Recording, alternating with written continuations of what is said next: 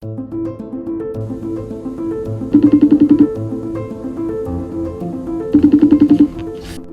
Schwartländer, thanks very much for being with us. One question that I want to ask is, will the mission be eventually in Wuhan itself, in the epicenter? One question that other people are asking is, why didn't the mission head off to China much earlier? We may well go to Wuhan. Now, obviously, going right into the epicenter will give you a lot of information, but also we need to consider that that is the place where every energy that they have, the people working day and night to keep other patients alive, to make sure that not more infections happening. So we have to be careful that such a mission is not a distraction to their work right now.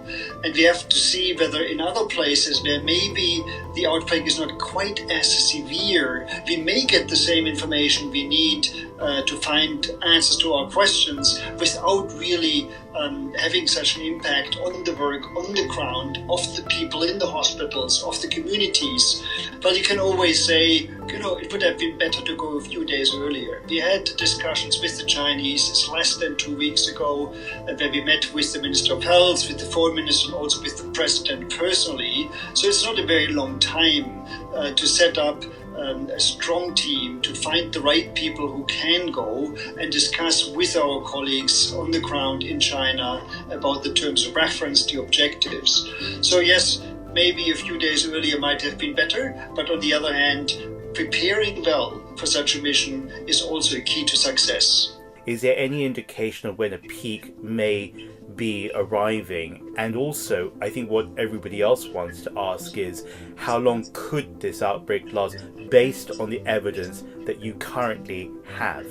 And we do see some signs that the number of new diagnoses of the corona infection are stabilizing or even going down. Equally, very encouragingly, we don't see massive expansion of infections in places outside Wuhan, within China.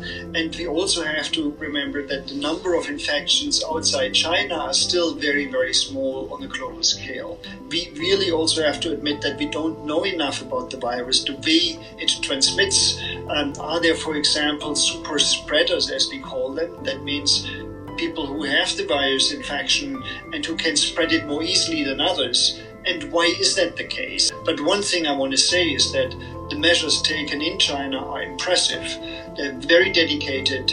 They have no doubt that they have been able to contribute to keeping the world safe in the sense that very few infections up to now have actually been observed in countries outside China. What they have done, bringing people into Wuhan, into the epicenter to help to stop the epidemic right there, is exactly the right thing to do. They have built hospitals in 8 days, which nobody has ever seen before. But we also have to now work together to complete the understanding of the virus and make sure that we can even further improve our measures, not only in China, but in particular also outside to the world, to keep the world safe. The China Current continues its special coverage on the coronavirus outbreak. Go to our social media at The China Current and our website for interviews, videos and podcasts. I'm James Chau. Thank you.